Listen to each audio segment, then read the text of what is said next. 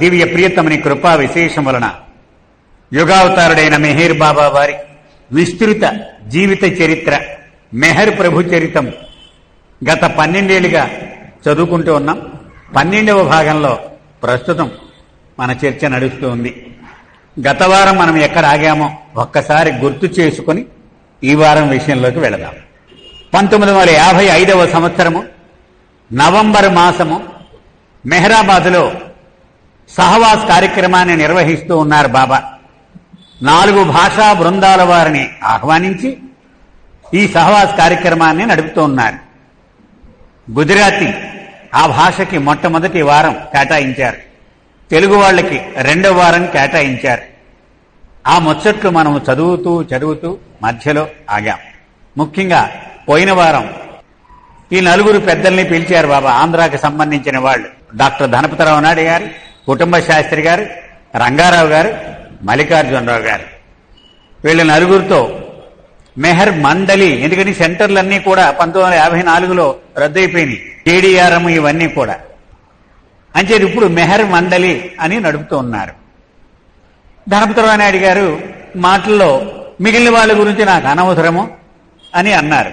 కట్టా సుబ్బారావు గారు తీసుకున్నారు. పాపం బాబా చాలా తీవ్రంగా తీసుకున్నారు. నువ్వు మాట్లాడేటప్పుడు చాలా జాగ్రత్తగా మాట్లాడాలి, నువ్వు తెలియకుండా అతన్ని నొప్పించావు నువ్వు అని దెప్పుతూనే ఉన్నారు బాబా డాక్టర్ ధనపతిరావు నాయుడు గారు. అంటే కట్టా సుబ్బారావు గారు అంటే బాబాకి వల్లమాలనే ప్రేమ. ఆయన చదువుకోలేరు, ఇంగ్లీష్ అది రాదు. బాబా ఏమన్నారు, మీరు మెహర్ మండలి కమిటీ సభ్యుల్ని ఎంపిక చేసేటప్పుడు చదువుకున్న వాళ్ళు ఉండాలి, సమయాన్ని వెచ్చించాలి. వాడి నిత్యం బిజినెస్ లో తలమునకలై ఉంటే వాడెందుకు మెంబర్గా, ఈ స్లీపింగ్ పార్ట్నర్స్ ఏం కుదరదన్నారు బాబా. అంచేత టైం కేటాయించాలి, చదువుకున్నవాడై ఉండాలి, మంచి ప్రేమికుడై ఉండాలి, ఇలాంటి వాళ్ళని పెట్టండి అన్నారు. సాధారణంగానే ఇతను తీసేశారు, ఇంగ్లీష్ రాదు, టైం లేదు ఇతనికి. అతను ఇప్పుడు బాధపడుతూ ఉన్నాడు, నేను కూడా ఉంటే ఏదో నేను చేద్దును కదా అని. బాబా కూడా అది ఇద్దరిని నచ్చ చెప్పడానికి ప్రయత్నం చేస్తున్నారంటే బాబా యొక్క వ్యవహార శైలి ఎంత ప్రేమపూర్వకంగా ఉండేదో ఒక ఉదాహరణగా మనం చెప్పుకోవచ్చు అనమాట.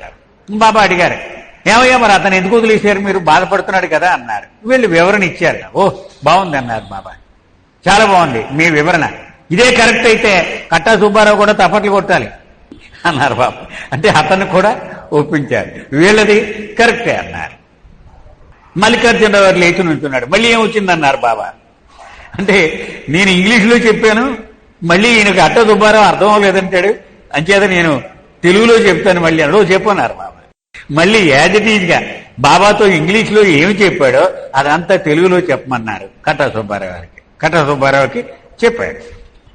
ఇలా మళ్ళీ కుటుంబ శాస్త్రి గారు పాదంతా తిరగేయడానికి ట్రై చేశారు. అతను ఎందుకు ఇలా చేసామంటే బాబాయ్ చాలు, ఇంకా ఇప్పటికి అయింది చాలు, ఇంకా మళ్ళీ పాత తవ్వకండి, వద్దు, మనం ప్రేమపూర్వకంగా ప్రేమతో హాయిగా ఇక్కడ గడుపుదాం అని కట్టా సుబ్బారావు గారితో బాబా అన్నారు. నువ్వు కమిటీలో మెంబర్గా లేకపోతే ఏం లోటు వచ్చింది నీకు చెప్పన్నారు. అంటే మిగిలిన ప్రేమికులంతా నీకంటే గొప్పవాళ్ళు అనుకుంటున్నావు, నువ్వేమన్నా కమిటీ మెంబర్ అయితే వారికి ఏమన్నా 2 కొమ్ములు ఉంటాయి అనుకుంటున్నావా, ఏమి అక్కర్లే అన్నారు. నా మీద నీకు ఎంత ప్రేమ ఉందో నీ పని ద్వారా చూపించు నువ్వు అంటే అది మళ్ళీ అతన్ని రెచ్చగొట్టారు బాబా. అప్పుడు అన్నారు, కమిటీలో ఉండి పని చేయడానికి నేను స్వేచ్ఛనిస్తాను, విడిగా పని చేయడానికి స్వేచ్ఛనిస్తాను, ఏదీ నిర్బంధం కాదు, ఎవడో అడ్డం రా, నాకు హక్కు లేదు నువ్వు నా పని చేయాలనుకుంటే, ఇది నా శాసనంగా మీరు తీసుకోండి అని. పని సజావుగా జరగడానికి కమిటీ మెంబర్లు 1, 2, 3 ఉంటారు వాళ్ళు, అంతవరకే. అంతేగాని అది ఏదో పదవి అనుకుని అది రాకపోతే నాకు సింహాసనం ఏదో పోయిందని ఇలాంటి ఈ భావన వద్దు అని చెప్పారు. అలా కమిటీ వాళ్ళు కూడా వాళ్ళు ఏదో స్పెషల్ లాగా సరిగ్గా కూర్చో, సరిగ్గా నుంచో, ఇలా మాట్లాడాలి, అది చెయ్యకూడదు అని ఆ రోజు ప్రాక్టికల్గా వాళ్ళందరికీ బాబా చెప్పడం జరిగింది. ఇంకా చివరిని ఆ చర్చ ముగిస్తూ, నాకు లెక్కలోకి వచ్చేది ప్రేమ మాత్రమే. నువ్వు ఎంత పెద్దవాడివి, ఎంత ఖరీదైన వాచ్లు పెట్టుకున్నావు, ఎంత ఖరీదైన కారులో వస్తున్నావు, ఎంత గాత్రం ఉంది, ఎంత అద్భుతంగా స్పీచ్ దంచేస్తున్నావు, ఇవేవి లేస మాత్రంగానైనా నేను పట్టించుకోను. వాడు వేలుముద్రగాడు నిక్కర వేసుకుని వెనకాల వరుసలో కూర్చుంటాడు, వాడు మీ అందరికంటే ఎక్కువ ప్రేమించాడు, వాడే నాకు దగ్గరే, మీరు ఎవ్వడూ కూడా నాకు అది తర్వాతే వస్తారు మీరు అర్థమైందా నేను చెప్తున్నది? అంచేత ప్రేమ ఇది ఒక్క అర్హతను మాత్రమే ఒక మనిషిలో నేను చూస్తాను. అంచేత నీ వేషభాషలు, నీ హోదా, నీ ఐశ్వర్య స్థాయి ఇవన్నీ బట్టి నువ్వు విడదీనే ట్రై చేసావంటే పప్పులో కాలేసినట్టే. వాడి పక్కన నేను ఎక్కడ ఉంటానండి? వాడికి నీకు ఏమిటి తేడా? అసలు వాడి పక్కన నువ్వు కాదు, నీ పక్కన వాడు ఆలోచించాలి. వాడి ప్రేమ లేనప్పుడు నీకు ప్రేమ అనేది ఒక్కటే నేను చూసేటువంటి ప్రమాణము. ఇక భజనలు పాడదామన్నారు, పిలిచారు. భాస్కర్ రాజు గారు పిలిచారు. నమో మెహర్ బాబా పాడబోయ్ అన్నారు, పాడారు. బాబా డోలకి తీసుకొని అద్భుతంగా కొట్టారటండి. ప్రతి పదం దగ్గర కూడా బాబా కొట్టి, ప్రతి చరణం దగ్గర ఆగి తబలా కొట్టి ఇప్పుడు మళ్ళీ నెక్స్ట్ చరణం పాడారు. చాలా ఆహ్లాదంగా జరిగిందట. అలాగే కాకినాడ నుంచి వచ్చిన ఒక ప్రేమికుడు డాన్స్ కూడా చేశాడట సంకీర్తన నడుస్తూ ఉండగా. ఇక సంగీతం కచేరీ అయిపోయింది. బాబా అన్నారు, రేపు పేదలకు పాదాలు కడిగేటువంటి కార్యక్రమాన్ని నేను చేపడుతూ ఉన్నాను. అంచేత నేను వాళ్ళ పాదాలు కడుగుతూ ఉన్నంతసేపు మీరు ఓం పరబ్రహ్మ పరమాత్మ అనే భగవంతుడి నామాన్ని అది జపిస్తూ ఉండాలి, పైకి వినపడేలాగూ. ఆగిపోకూడదు. అది నా పనిలో నేనుంటాను, మీరు మాత్రం జపిస్తూ ఉండాలి అన్నారు బాబా. అయితే ఆనామం చేయమన్నానని చెప్పి మరొక విషయం మర్చిపోకండి. సృష్టిలో పూజార్హుణ్ణి నేనొక్కడినే, ఇది సదా మీ హృదయాల్లో రాసేసుకోండి అని చెప్పారు ఆయన. నేనొక్కడినే పూజార్హుడిని అన్నారు. ఆ రోజు హాలు వదిలి బయటకు వచ్చారు బాబా. మరుసటి రోజు కార్యక్రమం గురించి పెండు మేనేజర్, పాద్రి ఏమో వాటర్ సప్లై, ఎలక్ట్రిక్ సప్లైకి ఇన్ఛార్జ్, వీళ్ళిద్దరిని పిలిచి చర్చించారు బాబా. తర్వాత కారు వచ్చింది, ఇరిచి ఎక్కమన్నాడు. కాసేపు ఆగన్నారు బాబా. ఎవరితో మాట్లాడడం మానేశారు, గంభీరంగా మారిపోయారు. చేతి వేళ్లు కదులుతూ ఉన్నాయి. కాసేపు నడుచుకుంటూ వెళ్లి చెట్టు కింద కూర్చున్నారు. ఎవడు దగ్గరికి వెళ్లేటువంటి ధైర్యం చేయలేరు. ఆయన యొక్క ముఖ కవళికలు చూసి నెమ్మదిగా వచ్చి తిరిగి కారులో కూర్చున్నారు. ఎవరు? అవతార్ మేర్బాబాకి జై. అప్పటికి ఇంకా అవతార్ కాదు, మేర్బాబాకి జై అని కూడా అనే ధైర్యం సరిపోలేదట. ఆయన ముఖం అంత గంభీరంగా ఉంది. క్షణానికి మారిపోతూ ఉండేది ఆయన యొక్క బాడీ లాంగ్వేజ్. ఎందుకని? ఆటోమేటిక్గా ప్రపంచంలో జరిగేటువంటి సంఘటనలకు ప్రతిస్పందిస్తూ ఉండేవారు ఆయన. మనకు తెలియదు అది కదా, ఎందుకు అలా జరిగిందనేది మనకు తెలియదు. మర్నాడు నవంబర్ 14వ తారీఖు పొద్దున్న 7:30కి బాబా హాజరు. ఆయన ఎప్పుడు కూడా 8:30, 9:30 ఇలాంటి టైములు లేవు. 6:30, 7:30. అంటే మరి ఆయన ఎంత ముందుగా లేచి తయారయ్యేవారు, వాళ్ళందరినీ ఎంత అడావుడి పెట్టేసేవారు మనం ఊహించుకోవచ్చు. మేరాజాదిలో పొద్దున్న 7:30 కల్లా వచ్చేశారు. కాసేపు బయట వాళ్ళతో మాట్లాడారు, మండలి వాళ్ళతో. ఆ రోజు దీపావళి. బాబాకు దీపావళి అంటే చాలా ఇష్టమైన పండగ. మెహరా చెప్తూ ఉండేది. మెహర్లో ముఖ్యంగా తారాజువులు వేయడం అంటే చాలా ఇష్టం అట బాబాకి. శ్రీమండలితో కూడా వేస్తూ ఉండేవారు. భయపడకండి, నేనుంటాను మీ పక్కన, కాల్చాను. ఆ తారాజువు వెళితే అది చివరి పడిపోయే వరకు అలా చూస్తూ ఉండేవారట బాబా. పసిపిల్లవాడిలాగా ఆయన సరదా పడేవారు అని కూడా మెహర్లో రాసింది. ఆ రోజు మొట్టమొదట్లో సంకీర్తన చేయమన్నారు. తర్వాత తిరుమలరావు గారు లేచారు. సహవాసం మొదలు కంటే తిరుమలరావు గారు. ఆయన యూపీ గవర్నర్గా ఉన్నటువంటి వ్యక్తి, మనందరికీ తెలుసు కదండి. ఆయన లేచి, బాబా నీ పర్మిషన్ కోరుతున్నా, 4 మాటలు చెప్పాలని ఉంది నాకు. నువ్వు ఎస్ అంటే నేను నా మాటలు చెప్తానన్నారు. ఎస్ చెప్పు అన్నారు. ఈరోజు పండిట్ జవహర్లాల్ నెహ్రూ పుట్టినరోజు. అంటే బాబా చాలా సంతోషించారు. బాగా జ్ఞాపకం చేసావు అన్నారు. అతను ఇంకా ఇలా అన్నాడు, ఈ దేశానికి గొప్ప రాజకీయ నాయకులలో జవహర్లాల్ నెహ్రూ ఒకడు. మానవజాతికి నెహ్రూ చేసిన సేవ అనన్య సామాన్యము. ప్రత్యేకించి మన దేశానికి చేస్తున్న సేవ చెప్పాలంటే నా మాటలు చాలవు. అంటే నేను రాజకీయంలో ఉన్నాను కాబట్టి నాకు తెలుసు. అతని నిండు హృదయం అంతా దేశానికి ఏం చేద్దాం అనే ఆరాటమే కనపడుతూ ఉండేది. పూర్తి నిజాయితీపరుడు అతను అని ఇలా చెప్పాడు. ఆయన జన్మదిన సందర్భంగా ఆయనకు మార్గదర్శకత్వం ఇచ్చి ఆయన ఆశీర్వదించవా బాబా, ఇది నా కోరిక అని బాబాతో చెప్పాడు. సమాధానం ఇచ్చారు బాబా. నా ప్రియమైన పండిట్జీకి జన్మదినం అని తెలిసి చాలా సంతోషంగా ఉంది నాకు. అతడు మొత్తం దేశానికి చెందినటువంటి ఒక ఆస్తి. బాబా మాటలండి ఇవి. మామూలుగా మన రాజకీయ నాయకులు ఇచ్చే సర్టిఫికెట్లు కావు, సాక్షాత్తు భగవంతుడు చెబుతున్న మాటలు. దేశానికి ఒక ఆస్తి, సహృదయుడు, మహామేధావి, అపారమైన శక్తియుక్తులు ఉన్నవాడు. అంటే ఎన్ని విశేషణాలు వాడారు చూడండి. అంత సాధారణంగా బాబా ఎవరికి ఇలాంటి విశేషణాలు వాడిన సందర్భాలు చాలా తక్కువ. తిరుమలరావు చెప్పింది మొత్తం విన్నాను నేను. నా అనుగ్రహంతో తప్పకుండా భారతదేశం ఆధ్యాత్మికంగాను భౌతికంగాను ఎంతో పురోగమిస్తుంది. ఆ విషయంలో మీరు ఎవరూ ఆందోళన పడద్దు, నువ్వు వర్రీ అవద్దు నా రికమెండేషన్ కోసం. ఇది ఈ నా దేశం, ఇది నేను ఇక్కడ ఉన్నాను, నా పీఠం ఇది, నేను వదిలేని దీన్ని. అంచేత నా నజరు ఎప్పుడూ కూడా ఈ దేశం మీద ఉంటుంది. దేశ నాయకుల్లో రత్నాలు, ఆణిముత్యాలు ఉన్నారు. ఒక జవహర్లాల్ నెహ్రూయే కాదు. నా శుభాకాంక్షలు నెహ్రూకి తెలుపుతూ ఉన్నాను నేను. తిరుమలరావు తన ధర్మాన్ని నిర్వహించాడు నెహ్రూ గురించి గుర్తు చేయడం ద్వారా. అయితే గాంధీజీతో పోల్చడానికి ఎవరు సరిపోరు సుమా. యూనిక్ అన్నారు బాబా, అద్వితీయమైన వాడు. నెహ్రూ కూడా యూనిక్కే, కానీ ఇద్దరు కూడా ఒకరితో ఒకరు పోల్చడానికి అది కరెక్ట్ కాదు అన్నారు. ఇంకా మళ్ళీ వెంటనే బాబా అన్నారు, యావత్ విశ్వములోనూ నన్ను పోలిన వ్యక్తి మరొకడు లేడు. ఇది మర్చిపోకండి సుమా అన్నారు. ఎవడికి ఏ శక్తి ఇవ్వాలన్నా నా నుంచే ప్రసరిస్తూ ఉంటుంది. అదంతా నెహ్రూకైనా గాంధీకైనా ఇంకొకరికైనా ఎవడికి ఏ శక్తి ఇవ్వాలన్నా మూలము నేనే. నెహ్రూకి ఈ రోజుతో 66 ఏళ్లు నిండుతాయి. ఇంకా పనిచేయగలిగినటువంటి సామర్థ్యం ఉంది అతనికి. జాతి శ్రేయస్సు ఇదొక్కటే నెహ్రూ హృదయం అంతా నిండి ఉంది. బాబా మాటలు ఇవన్నీ కూడా. అంటే మనం ఈరోజు రాజకీయ నాయకులు చాలా చులకనగా హేళనగా మాట్లాడేస్తూ ఉన్నారు. ఈ మాటలన్నీ మనకు అది ప్రమాణం కాదు, బాబా మాటలే మనకి ప్రమాణం కదా. అతని హృదయంలో దేశ శ్రేయస్సు నిండి ఉంది. అటువంటి వ్యక్తి మన దేశ నాయకుడిగా ఉన్నందుకు గర్వపడాలి మనము. చూడండి ఎన్ని ఎగ్జెక్టివ్స్ వాడుతూ ఉన్నారు చూడండి బాబా. మనం గర్వపడాలి నిజంగా. అటువంటి నాయకుడు, తన దేశాన్ని అంతగా ప్రేమించే నాయకుడు ఎక్కడున్నాడు? అంచేత మనం గర్వపడాలి. ఇది వాస్తవము అని బాబా ముగించారు.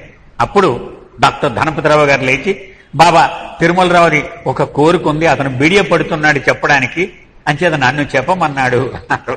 ఏమిటో నీ రికమెండేషన్ ఏమిటి చెప్పన్నారు బాబా. ఏమి లేదు, నిన్ను ఆశీర్వదిస్తున్నాను నీ జన్మదిన సందర్భంగా అని నెహ్రూకి మీ దగ్గర నుంచి టెలిగ్రామ్ వెళితే బాగుంటుంది అని ఆయన కోరుతున్నాడు అన్నారు. బాబా అన్నారు, నేను నెహ్రూ గురించి ఇన్ని మాటలు చెప్పినప్పుడు నా ఆశీర్వాదము కంటే పెద్దవి ఇవి. ఇన్ని మాటలు అవతార పురుషుడు చెప్పాక మళ్ళీ 2 లైన్లు టెలిగ్రామ్ పంపిస్తే ఆయన మాటను చవకబారుగా చేసినట్టే లెక్క. వద్దు అంటే అవతార పురుషుడి నోటి వెంట వచ్చిన మాటకు ఈ టెలిగ్రాములు ఏమీ సరిపోవు సుమా, వాడు అదృష్టవంతుడు ఇప్పటికే అని ఆ రోజు ఈ ప్రస్తావన గురించి ముగించారు బాబా. తర్వాత ఉదయం 8:30 నుంచి 9:30 వరకు పేదల పాదాలు కడిగేటువంటి కార్యక్రమం జరిగింది. అందులో 250 మంది పురుషులు స్త్రీలు కలిపి ఉన్నారు. వాళ్ళ పాదాలు కడగడం, బాబాయే పక్కన ఒక లోటా నీళ్లు ఇచ్చేవారు మండలి వాళ్ళు. అది బాబా అతని పాదాల మీద పోసి తన శిరస్సుని ఆ పాదాలకు తాకించి ఒక్కొక్కరికి ఒక్కొక్క టవలే ఆ టవల్తో తుడిచి వాడికి 4 రూపాయలు దక్షిణగా ఇచ్చి పంపిస్తూ ఉండేవారు బాబా. ఇది జరుగుతున్నంతసేపు ఈ సహవాసీలందరూ కూడా ఓం పరబ్రహ్మ పరమాత్మ, ఓం పరబ్రహ్మ పరమాత్మ అని ఉచ్చరిస్తూ ఉండమన్నారు బాబా. ఈ కార్యక్రమం ఇలా అయిన వెంటనే బాబా ఆదేశం ప్రకారం కైకోబాద్ వచ్చి బాబా ముందు నించున్నాడు. నుంచుని బాబా యొక్క భగవంతుని యొక్క 7 నామాలు చెప్పమన్నారు బాబా. అహూర మజ్దా, యజ్దాన్, ఈజర్, అల్లా, పరమాత్మ, గాడ్ ఆల్మైటీ, పరవరిదిగార్. ఈ 7 పేర్లు చెబుతూ ఉంటే ఒక్కొక్క పేరు చెబుతూ ఉంటే బాబా వంగి అతని పాదాలకి నమస్కరిస్తూ ఉన్నారు, కైకుబాది పాదాలకి. అలా 7 సార్లు చెప్పినప్పుడు 7 సార్లు కూడా చేశారు. తర్వాత కాసేపు బాబా ప్రశాంతంగా కూర్చున్నారు. చేతి వేళ్ళు మాత్రం చురుగ్గా కదులుతూనే ఉండేవి. సరిగ్గా 10 గంటలకల్లా హాల్లోకి వెళ్లాలన్నారు బాబా. అందరినీ సమావేశం అంటే సహవాసం మొదలవుతుంది. అయితే పేదలు పాదాలు కడిగాను కదా, ఈ టేబుల్ నేనే శుభ్రం చేసి నేను వస్తాను, మీరు లోపల పదండి అన్నారు. బాబాయే బకెట్లు నీళ్లు తెప్పించి అదంతా కడిగారు తన చేతితో. బాబా ఆ మండలి వాళ్ళ సహాయం కూడా తీసుకోలేదు. కొన్ని పనులు ఆయన ఎవరిని చేయనిచ్చేవారు కాదు, కొన్ని ఆయనే చెయ్యాలి, మనం చేయలేం. ఆ ఇరిచి వాళ్ళు కూడా నిస్సహాయంగా పక్కన నిలబడి ఉండేవారు తప్ప ఆయనే. ఒక్కొక్కసారి అయితే నీళ్లు కూడా ఆయనే మోసుకుని తెచ్చుకున్నారు. ఒకసారి ఇరిచి మండలి హాల్లో మేరాజాదలో చెప్పాడు, మండలి వాళ్ళందరినీ వరుసలో నుంచోమన్నారు. ఆయన వెళ్ళి ఆ నీళ్లు తోడి ఆ నీళ్లు పట్టుకొచ్చి వీళ్ళ పాదాలు కడిగేవారు. బాబాకి నెక్స్ట్ కార్యక్రమం ఎక్కడో అర్జెంటుగా వెళ్ళాలి. తిరిగి అన్నాడు, టైం అయిపోయింది బాబా, నువ్వు వెళ్ళాలి కదా, నువ్వు లేట్ అయిపోతుంది, నేను సాయం చేస్తా అన్నాడు. లేదని పరిగెత్తేవారు బాబా. ఆ బకెట్ పట్టుకొని పరిగెత్తి వెళ్ళి వీళ్ళ పాదాలన్నీ కడిగి నేనే చెయ్యాలి కానీ మీరు నాకేం చేయలేరురా, మీరేమి లాభం లేదు, ఇది బయటికి కనిపించే పని కాదు, ఆంతరికమైనటువంటి కార్యం, మీకు తెలియదు అనేవారు బాబా. అంచేత ఆయనే ఆ బల్ల శుభ్రంగా కడిగేసి లోపలికి రాగానే రాత్రి ఎవరు సరిగా నిద్రపోలేరు. మామూలుగా ఆయన రొటీన్ క్వశ్చన్ అని అడిగారు. అయిపోయిన తర్వాత బాబా అన్నారు, 20 రోజుల పాటు ఉపవాసం చేయాలి, నీళ్లు మాత్రమే తాగి. 5గురు కావాలి అన్నాను కదా, ఒక 5గురిని ఎంపిక చేశాం కదా, వాళ్ళు ముందు నన్ను కలవాలి, ఒకే గదిలో ఉండి అన్ని రోజులు కూడా చెయ్యాలి అన్నారు. అయితే ఎవరు ముందు రావాలి, ఎవరు వెనక రావాలి, కేడీఆర్ఎంకి అప్డేట్ చేశాను, నేను అందులో జోక్యం చేసుకోను అన్నారు. నవంబర్ 17 అంటే ఇంకా 3 రోజులు ఉంది, 14. ఆ రోజు నేను రాను, మీరు ఎవడి సామాన్లు వాళ్ళు సర్దేసుకుని మీరు తిన్నగా మీ ఊళ్ళోకి వెళ్ళిపోండి, నేను కాస్త విశ్రాంతి తీసుకుని కరెస్పాండెన్స్ చూడాలి, నెక్స్ట్ బృందం వచ్చేటప్పటికి నేను రెడీ అవ్వాలి, నెక్స్ట్ 3వ బృందం దానికి అని చెప్పారు. అలాగే బాబా మగవాళ్ళని పిలిచి సహవాసి పెట్టేవి కానీ ఆడవాళ్ళని పిలవటం లేదని స్త్రీల నుంచి చాలా ఉత్తరాలు వచ్చి పడ్డాయి, మనం చెప్పుకున్నాం పోయిన వారం. అంచేత బాబా అన్నారు, ఆ స్త్రీలందరినీ ఇక్కడ తీసుకొస్తే మగోళ్ళు రాకుండా వాళ్ళు రారు, మీరు కూడా తయారవుతారు, మీ ఇంతమంది జనం వస్తే మీకు భోజనాలు ఏర్పాట్లు మేము చేయలేం, అంచేత నేనే వస్తాను, మీరు ఏవో 2 ప్లేసులు సెలెక్ట్ చేయండి ఆంధ్రాలో, అక్కడికి నేను వస్తాను అన్నారు. అప్పుడు కొవ్వూరు, విజయవాడ ఈ 2 సెలెక్ట్ చేశారు. కొవ్వూరు మంచి ఉధృతంగా ఉండేది, ఎందుకని కోడూరు కృష్ణారావు గారు, శివరావు గారు, పాలకోడేటి రామలింగేశ్వరరావు గారు, ఆళ్ల సత్యరాజు గారు, వీళ్ళంతా అతిరథ మహారథులైనటువంటి వాళ్ళు ఆ కొవ్వూరులో ఉండేవారు వాళ్ళు. అలాగే కేడీఆర్ఎం 4 కూడా వెస్ట్ గోదావరిలోనే ఉండేవారు, నిడదవోలు, తాడేపల్లి కూడా అక్కడే వీళ్ళందరూ కూడా. తర్వాత ధనపతిరావు నాయుడు గారు కాకినాడ వచ్చారు, ముందు తాడేపల్లిగూడెంలోనే ఉండేవారు. కుటుంబ శాస్త్రి గారు మల్లికార్జునరావు గారు ఇద్దరిదే నిడదవోలే, రంగారావు గారు ఏలూరు. అంచేత అక్కడే ఎక్కువగా జరుగుతూ ఉండేది. ఆ 2 చోట్ల చూద్దాం, అయితే నాకు సమయం దొరకడాన్ని బట్టి నేను వస్తాను అన్నారు బాబా. ఇక తాడేపల్లిగూడెం, కొవ్వూరు, ఏలూరు ఈ బ్యాచ్ వాళ్ళు బాబాని కలవడానికి పర్మిషన్ అడిగారు. 3 బృందాల కింద వచ్చారు. అప్పుడు బాబా అన్నారు, ఈ కేడీఆర్ఎం నుంచి ఎవరు ముందు వెళ్ళాలి, ఎవరు వెనకాల వెళ్ళాలి, మీరే డిసైడ్, నేను వాళ్ళేని గొడవ అని ఆ సందర్భంగా బాబా చెప్పారు. నీ శరీరంలో 2 కళ్ళు, 1 ముక్కు, నోరు, 2 చెవులు ఉన్నాయి, ప్రతివాడికి ఇవే ఉన్నాయి. అయితే ఒకసారి కళ్ళు వాడతావు, ఒకసారి ముక్కు వాడతావు. ఇప్పుడు భోంచేయాలంటే నోరు వాడతావు, అవి కొట్టుకోవు, ముందు నన్ను వాడలేదు తర్వాత వాడిని వాడేవు, ఇలాంటి గొడవలు ఉండవు కదా. అలాగే నా ప్రేమికుల్లో మీరు కూడా అది అలవర్చుకోవాలి. ఎందుకని నా ఎదురుగా కూర్చున్నారు చాలదా, ఇది 900 కోట్ల మంది జనాభాలో మీ 200 మందికి అవకాశం దొరికింది ఇది. అంతేగాని వాడిని ముందు పిలిచేది, నన్ను పిల్లది, ఇది అంతా ధనపతిరావు గారు చేసేదండి, ఆయన మీద పడిపోవడం ఇదంతా వద్దు అని ఆ రోజు చెప్పారు. మనకి ప్రతిదానికి ఇది ముందు కలబడిపోవడం అలవాటు కదా. అంచేత అది ఏమీ వద్దు, ముందొచ్చినా వెనకొచ్చినా నా దగ్గర సమానంగానే అందుకుంటారు. నా దగ్గరకు వచ్చినప్పుడు నిర్మలమైన హృదయముతో, స్వచ్ఛమైనటువంటి మనస్సుతో రావాలి, అది మాత్రం గుర్తు పెట్టుకుని రండి, లేకపోతే నేనిచ్చేది అందుకునే అర్హత నీకు ఉండదు. మనం పాత్ర ఖాళీగా పట్టుకెళితే మనం ఆయన దాని నిండా ప్రేమ నింపి మనకి ఇస్తాడు. దాని నిండా వర్రీలు పెట్టుకుని మనం నింపేసి పెట్టుకెళ్తే ఆయన ఏం పోస్తాడు, పట్టుకుపోంటాడు. నేనేం పోయిన ఆల్రెడీ నిండిపోయింది. ఓ అది మాత్రం మీరు గుర్తు పెట్టుకుని నా దగ్గరికి రండి అని చెప్పారు. సరే, ఈ తెలుగు బృందం అంతా భోజనాలు అయ్యాక మధ్యాహ్నం 1 గంటకి వచ్చారు మళ్ళీ అందరూ. కొత్త వాళ్ళు భాస్కర్ రాజు గారు పరిచయం చేయడం మొదలెట్టారు. తాడేపల్లిగూడెం, నిడదవోలు ఈ ఏరియా నుంచి వచ్చారు. ఒక ఆయన పండిత్ రాజయ్య యాదవ కులస్తుడు. అతను అన్నాడు, నిన్ను శ్రీకృష్ణుడిగా అంగీకరించి నేను వచ్చానయ్యా నీ దర్శనానికి అని బాబాతో చెప్పాడు. బాబా అన్నారు, కరెక్ట్, నేను ఆ శ్రీకృష్ణుడినే, కరెక్ట్, నీ విశ్వాసము అన్నారు. నీకు నాకు ఎన్నో యుగాలుగా కృష్ణుడి కాలం నుంచి సంబంధం ఉంది, అందుకే నా దర్బారులో కూర్చుని అదృష్టం నీకు ఈవేళ దక్కింది. మధ్యలో ఎవడో కారణం అనుకుంటావు నువ్వు. ధనపతిరావు నాయుడు గారు చెప్పారు, ఇంకొక ఆయన చెప్పాడు, ఇంకొక ఆయన చెప్పాడు, అదేమి కారణం కాదు, నాకు నీకు ఉన్న సంబంధమే కారణము అని చెప్పారు. మరొక ఆయన రజకుడు, చాకలి పనిచేసేటువంటి అతను మండరాజుల వెంకటరత్నం, ఆయన భాస్కర్ రాజు గారు తీసుకొచ్చాడు. ఇలా చాకలి పని చేస్తూ ఉంటాడు బాబా ఇతను అన్నాడు. బాబా అన్నారు, నువ్వు చేసే పని నేను చేసే పని ఒకటేనోయ్ అన్నారు. అది ఎలాగో చెప్తాను నేనన్నారు. నువ్వు జనాల వస్త్రాలను ఉతికి మురికి వదిలిస్తావు, నేను ఈ ప్రపంచాన్ని ఉతికి దీనికి అంటుకున్న ఈ కల్మషపూరితమైన సంస్కారాలను వదిలిస్తాను. అయితే మన ఇద్దరం ఒకటే, నేను పెద్ద స్కేలు చాకలిని, నువ్వు చిన్న స్కేలు చాకలి, అంతే తేడా మన ఇద్దరికి అన్నారు బాబా. ధనపతిరావు గారిని పిలిచారు. ఏమో నా కోసం నువ్వు ఏం చేస్తావు చెప్పు ఒకసారి, వీళ్ళందరూ ఎదుర్కొంటా అన్నారు బాబా. నీ పని కోసం జీవించి మరణించడానికి నేను రెడీ అన్నాడు. అంటే బాబా అన్నారు, శభాష్ అన్నారు. అంటే ఆయనకి అందరు ఎదురుగుంటా ఆ మాట చెప్పించాలని బాబాకి ఇష్టం అన్నమాట.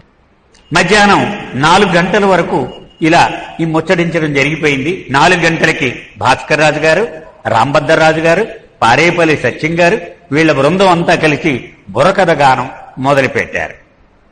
ఇది బుర్రకథ అంటే చెప్తున్నాడు ఇక్కడ. 3 పాత్రలు ఉంటారు. ఒక పాటగాడు ఉంటాడు, ఒక రాజకీయం వచనం చెప్పేవాడు ఉంటాడు, ఒక హాస్యగాడు ఉంటాడు. వీరు 3 ఒక వాయిద్యం వాయిస్తూ చిన్న డ్యాన్స్ కడుతూ చెబుతూ ఉంటారు, మధ్య మధ్యలో హాస్యాన్ని రంగరించి. బాబా ఆ మధ్యలో ఇలా ఇలా అనేవారు, ఏవి కంఠం రనిది అని పారేపల్లి సత్యం గారి గురించి ఎక్కువ ఇలా చూపెడుతూ ఉండేవారు బాబా. స్వయంగా పారేపల్లి సత్యం గారే చెప్పారు, బాబాని ఆయన పాదాలు ముట్టుకోవడానికి వెళితే ఇక్కడ పట్టుకునేవారట బాబా. మిగిలిన వాళ్ళందరినీ ఆలింగనం చేసుకునేవారు, అతను ఇక్కడ పట్టుకునేవారట. ఇది నాది నీది కాదు అనేవారట. నీకు వరంగా ఇచ్చాను నేను అని అంటూ ఉండేవారు. అలాగే ఈ బుర్రకథ అయిపోయాక బాబా పాదాల మీద తలకాయ పెట్టమని బాబా మెడ మీద చెయ్యి వేసి నొక్కారు పారేపల్లి సత్యం గారు. గట్టిగా పెట్టు అన్నారు.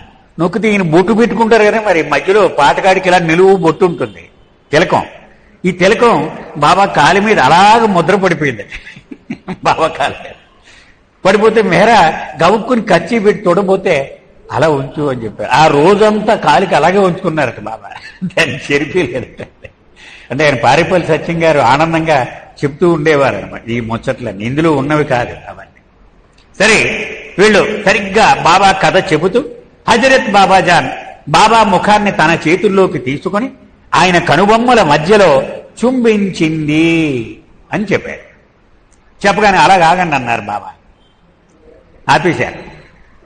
అప్పుడు విరిచిన రమ్మని బాబా చెప్తున్నారు, ఈ క్షణంలో హజరత్ బాబాజాన్ నన్ను ముద్దు పెట్టుకోగానే ఏ అనుభవాన్ని పొందానో అందులోకి వెళ్ళిపోయాను నేను. ఇప్పుడు ఆ క్షణం నేను అక్కడికి వెళ్ళిపోయాను. ఆ అనుభవం యాజ్ ఇట్ ఈజ్ గా నేను ఇప్పుడు అనుభూతి పొందుతూ ఉన్నాను. ఒక్కొక్క సీను నా కళ్ళ ముందు అలా కదులుతూ ఉంది. నేను సైకిల్తో రావడం, ఆవిడ దగ్గర రావడం, రోజు వచ్చి కూర్చోవడం, ఒకరోజు అకస్మాత్తుగా ఆవిడ నా చేయి పట్టుకోవడం, ఇలా ముద్దు పెట్టుకోవడం, ప్రాపంచ స్పృహ అంతా నేను పోవడం, ఇదంతా సినిమా రీల్లాగా నా కళ్ళ ముందు కదులుతూ ఉంది అన్నారు. అని బాబా అన్నారు, నాలో 5 సద్గురువులు ఇప్పుడు ఉండి మీ బుర్రకథ గానాన్ని వింటున్నారు. మీ అదృష్టం చెప్పలేను నేను, అంత గొప్ప అదృష్టం మీది. 5 సాక్షిభూతులుగా నాలో ఉండి వింటున్నారు, పాడండి, కంటిన్యూ చేయండి అన్నారు బాబా. సరే, ఈ బుర్రకథకు కూడా ఒక కథ ఉందట. ఆ కథ ఏమిటంటే, ఈ రాంభద్రరాజు గారు భక్తుడప్పటికి, అంటే భాస్కర్ రాజు గారు అన్నగా. ఒకనాడు రాత్రి నిద్రలో ఉండగా బాబా వచ్చారట కల్లోకి. ఎవరన్నా నా గురించి పని ఒకటి ఉండిపోయింది, నువ్వు చెయ్యవా అన్నారు. ఏం పని నువ్వు చెప్పకుండా వెళ్ళిపోయారట ఆయన. ఈయన వరిలో పట్టుకున్నాడు. బాబా నాకు పని చేసి పెట్టమన్నాడు, ఏ పనో చెప్పలేదు. ఎలాగిది అని ఈయన వర్రి అవుతూ ఉండేవాడు. కనపడిన వాళ్ళల్లో అడుగుతూ ఉండేవాడు, ఏంటండి ఏం పని అంటారు, మీరు ఏమనుకుంటున్నారు అని అడిగేవాడు. ఎవరు చెప్తాడు అది? బాబా చెప్పాలి కానీ మనం ఎవరో చెప్పలేం కదా. ఇలాగూ నడుస్తూ ఉంటే మచిలీపట్నం వెళ్ళారట ఈయన రాంభద్రరాజు గారు. మచిలీపట్నంలో ఎంఎస్ఆర్ శాస్త్రి గారని బాబా శాస్త్రి అంటారు. ఆయన మన మెహర్చంద్ వాళ్ళ మేనమామ గారు. ఆయన మచిలీపట్నం బాబా దగ్గర చాలా సన్నిహితుడు. మనం చాలాసార్లు బాబా శాస్త్రి అని కూడా మనం బాబా మెన్షన్ చేసేవారు. అతను అన్నాడు, ఏమని మీరు పాటలు పాడతారు కదా, మీరు భటరాజులు కదా మీరు, కాబట్టి బాబా మీద ఒక మంచి బుర్రకథ రాస్తే భలే ఉంటుంది అన్నాడు. వెంటనే ఇదే బాబా నా పని అన్నాడు, ఇదే అని కొన్ని రాత్రులు పగలు కూర్చొని రాసేసేటాడు బుర్రకథ. అది ఈ బుర్రకథ ఈ కార్యరూపం దాల్చింది. ఇప్పుడు సరే, బుర్రకథ అయిపోయిన తర్వాత మీరందరూ మళ్ళీ కూర్చోండి నా ఎదురుగా అని మళ్ళీ ఆయన చెప్పారు. నేను హజరత్ బాబాజాను ముద్దు పెట్టుకున్న వెంటనే దివ్య చైతన్యంలోకి వెళ్ళిపోవడము, తర్వాత నెమ్మదిగా కిందికి దిగిరావడము, వేదనాభరితమైనటువంటి ఆ అనుభవము అది 7 ఏళ్ల పాటు కొనసాగడము, ఉపాసనీ సాంగత్యము, ఇదంతా నాకు చాలా స్పష్టంగా నా మనసులో ఇవాళ రీలు తిరుగుతోంది అన్నారు బాబా. ఈ బుర్రకథని ప్రజల్లోకి వెళ్ళి బాగా విస్తృతంగా చెప్పండి అని బాబా అన్నారు. ముఖ్యంగా సాయిబాబా, ఉపాసనీ మహారాజ్ వాళ్ళిద్దరూ కూడా ఫిజికల్ గా ఇక్కడ ఉండి ఎక్కువసేపు ఉన్నారు. వాళ్ళు మిగిలిన 5 ముందు ఉన్నారు, కానీ ఆ 2 చివరి దాకా ఉన్నారు, షిర్డీ సాయిబాబా, ఉపాసనీ మహారాజ్.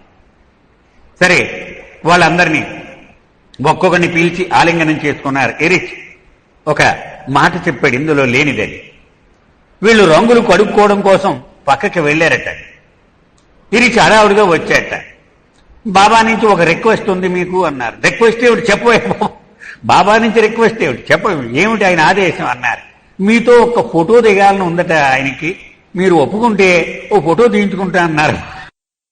వెంటనే పరిగెత్తుకుని బాబా దగ్గరకు వచ్చారు. వాళ్ళందరితో కలిసి బాబా ఒక ఫోటో కూడా తీయించుకున్నారు. మనందరం చూసిన ఫోటోయే అది. బాబా కూర్చుని ఉంటారు, వీళ్ళు 3 నిలబడి ఉంటారు. కాళ్ళ దగ్గర ఆచార్య గారు డోలక్ పట్టుకొని ఉండడం, ఆ ఫోటో మనం చూసామంట.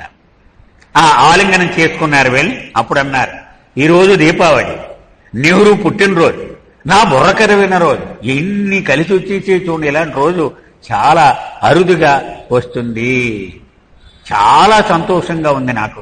కానీ నా సంతోషం ఇలాగే ఉండాలంటే మీరందరూ ఇంకా ఎక్కువగా ఇంకా ఎక్కువగా ఇంకా ఎక్కువగా ప్రేమించాలి. చూడండి బాబా ఆ ప్రార్థనలో, బిలివెడ్ గాడ్లో ఇంకా ఎక్కువగా, ఇంకా more and more, more and more, more and more ఎన్నిసార్లు చెప్పాడు. డాక్టర్ రామచంద్రన్ గారు పాటలో రాశాడు ఆయన, కొదువ లేకుండా కొంగురొత్త ప్రేమ ప్రతిరోజు నీ ఎడ కలుగ దీవించు ప్రభువా. అంటే ఏ రోజుగా రోజు ఫ్రెష్ ప్రేమ, పాత ప్రేమతోటి, ఎంగిలేని ప్రేమతో నేను నిన్ను ఆరాధించకూడదు. ఏ రోజుగా రోజు కొత్త ప్రేమనిచ్చే నాకు. అంటే అదే అనమాట బాబా మన నుంచి ఆశించినది. More and more, more and more అంటే నిన్న నిలవ ఉన్న ప్రేమ పెట్టకూడదు. ఈ రోజు కొత్త ప్రసాదం, నా ప్రేమ ప్రసాదం ఆయనకి ఇవ్వాలి. పొంగురొత్త ప్రేమ ఏ రోజుకా రోజు. అది బాబా ఆ రోజు నొక్కి చెప్పడం జరిగింది. సరే, సాయంత్రం 5:30కి బాబా హాల్ నుంచి బయటకు వచ్చారు.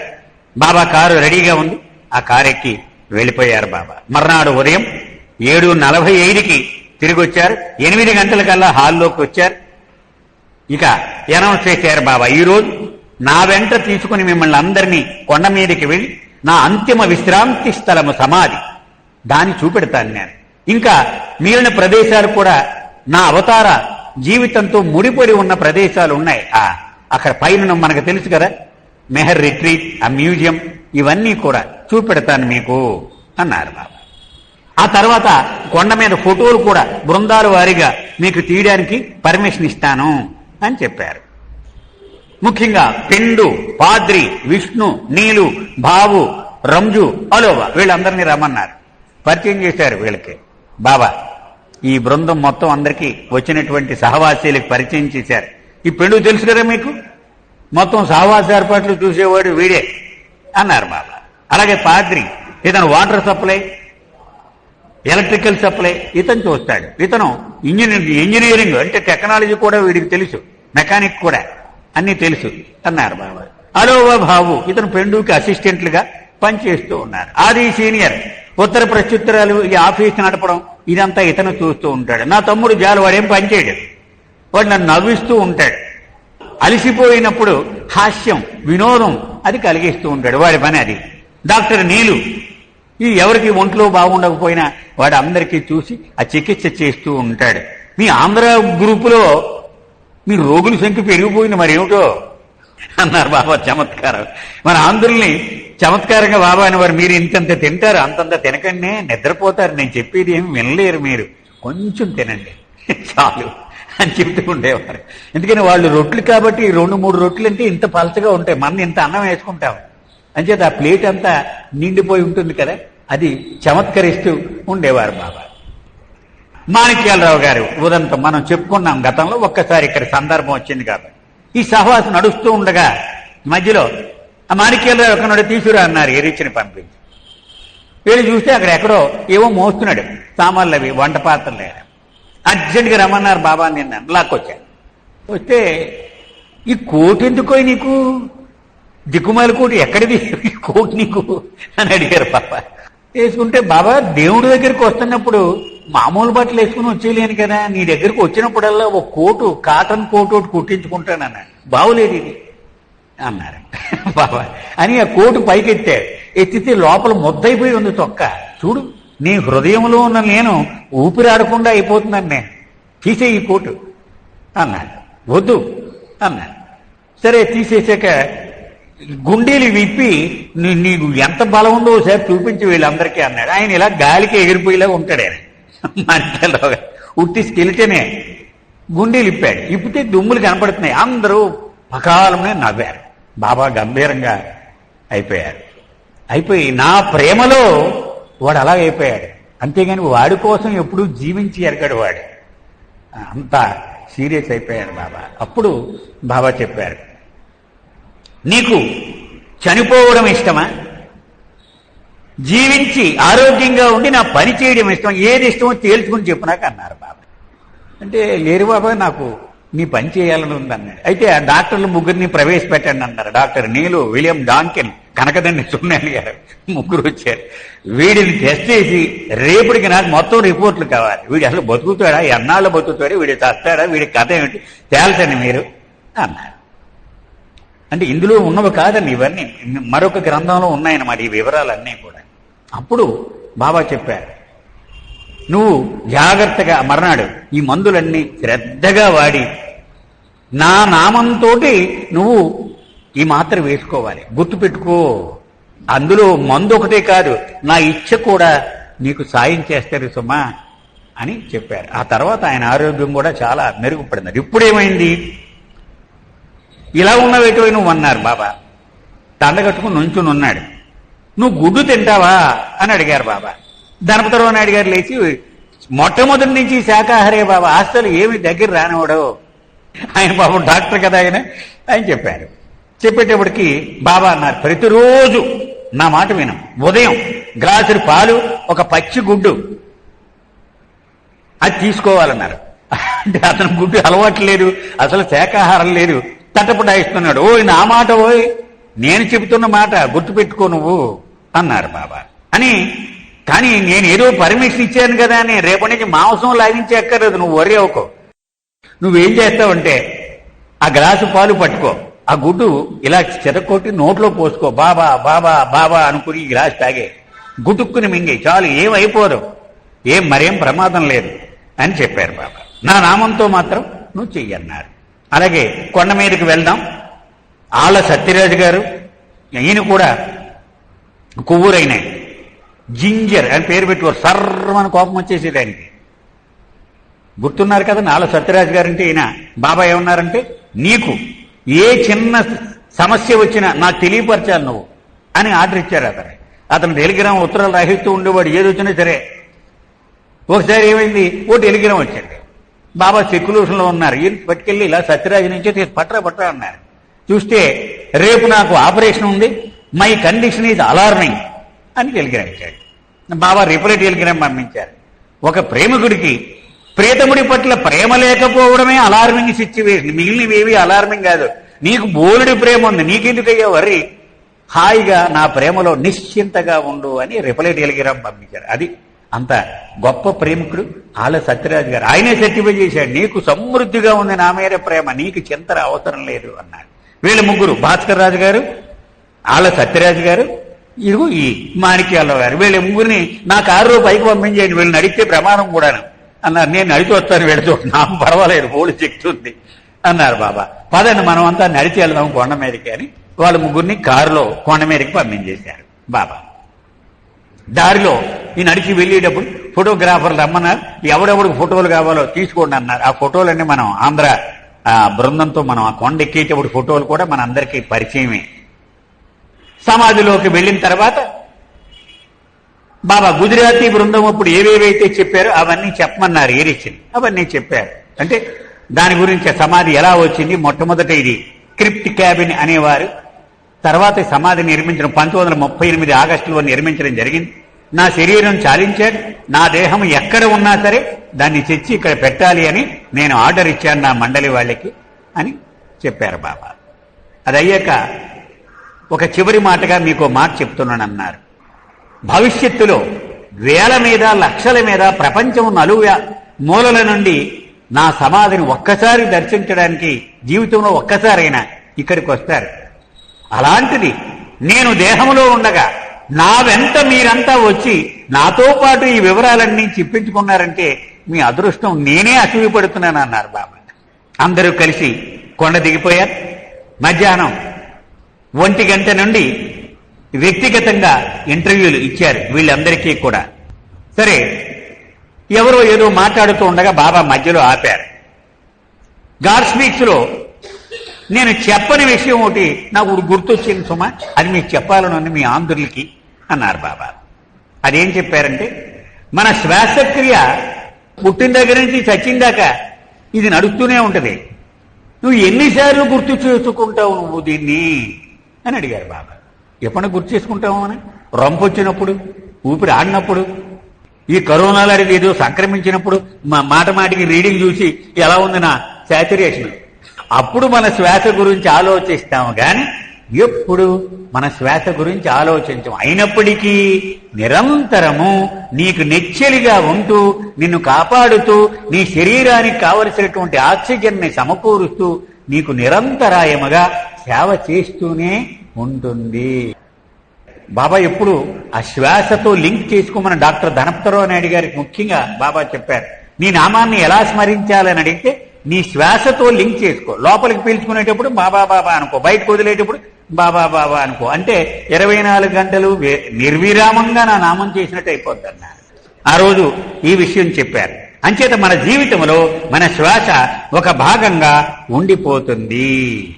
అదే రీతిలో భగవంతుడు కూడా మనం పట్టించుకున్నా పట్టించుకోకపోయినా మన కూడానే నిత్య సహచరుడిగా ఉంటాడు. మనం పట్టించుకోం, ఈ శ్వాసని ఎలా పట్టించుకోవట్లేదు అలాగే పట్టించుకోం, అయినా ఆయన పని మాత్రం ఆయన చేస్తూనే ఉంటాడు. ఆయన నీకన్నీ సమకూరుస్తూనే ఉంటాడు, నువ్వు పట్టించుకోకపోయినా సరే. ఒక అర్ధగంట సేపు భజన బృందం జరిగింది. తర్వాత సాయంత్రం బయలుదేరి మేరాజాత్ వెళ్ళిపోయారు బాబా. మన్నాడు నవంబర్ 16, 7:30 కల్లా మొత్తం వచ్చేశారు. వీళ్ళందరినీ మేరాజాత్ తీసుకువెళ్తాను ఈవేళ అని చెప్పారు. దగ్గరుండి ఆ బస్సులో మేరాజాత్ తీసుకువెళ్ళి ఆ ఏకాంతవాస కొండ మీదకి కూడా స్వయంగా ఆయన దగ్గరుండి తీసుకువెళ్లారు. ఆ కొండ మీద ఫోటోలు కూడా మన ఆంధ్రులతో పాటు మనకి చాలా పాపులర్ ఫోటోలు చాలా ఉన్నాయండి మనందరికీ కూడా. అలాగే అక్కడ భవనాలు కూడా చూపించారు బాబా. 11 గంటలకల్లా ఉదయం మెహరాబాద్ తిరిగి చేరిపోయారు. 12:30కి మళ్ళీ సమావేశం మొదలు పెట్టారు. అప్పుడు కుటుంబ శాస్త్రి గారు లేచారు. బాబా, మీ మండలి సభ్యులు అందరినీ కూడా మా సహవాసీలందరికీ పరిచయం చేయవా ఒకసారి అని అడిగారు. బాబాకి నచ్చలేదు ఈ ఆలోచన. సరే, మీరు తీరా అడిగేశావు, కానీ నచ్చలేదు. ఆయన మొహం చూస్తే అర్థమైపోయింది. ఒకరిని నుంచోమన్నారు వరుసనే వచ్చి. మొట్టమొదట గుస్తాజీ అన్నారు. ఎందుకంటే ఆయనకి సీనియర్ మోస్ట్ గుస్తాజీని నిలబెట్టారు. వీడు 3 సద్గురువులతోటి అవతారులతోటి ఒకే జన్మలో గడిపాడు. వీడు అదృష్టం నేనేం చెప్పనన్నా. మొట్టమొదట షిరిడీ సాయిబాబా దగ్గర ఉండేవాడు. భయంకరమైన జీవితం గడిపాడు. 3 ఏళ్ల పాటు నిద్ర తెలియదు, ఆహారం తెలియదు. వాడి పచ్చగడ్డి పీక్కొని పచ్చడి చేసుకుని తినేవాడతాడు. పచ్చగడ్డి షిరిడీలో ఆయనే పెట్టేవాడు కాదు, షిరిడీ సాయిబాబా. ఆ గడ్డి ఉంటే వాకట్లో దాన్ని అది పచ్చడి కింద కొట్టి అదే తినేవాడు, మంచినీళ్ళు తాగుతూ ఉండేవాడు. 3 ఏళ్ళు ఆయన శరీరం చాలించినప్పుడు షిరిడీ సాయిబాబా ఉపాసనీ మహారాజు ప్రధాన శిష్యుడు ఆయనకి. ఆయనతోటి పాటు చకోరి వచ్చేశాడు. ఆయన బాబాగా అప్పగించాడు.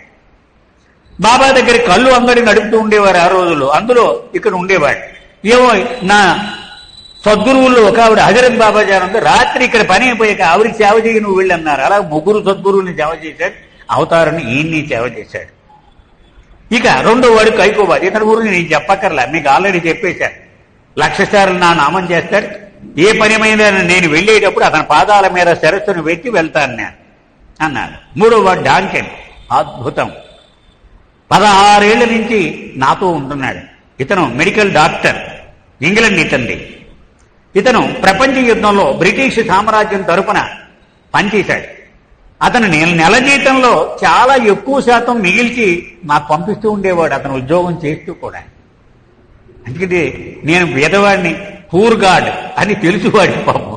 అంచేత డబ్బులు కూడబెట్టి నాకు పంపిస్తూ ఉండేవాడు. అలాగే యుద్ధం తర్వాత నా దగ్గరికి వచ్చేసి ఉండిపోయాడు.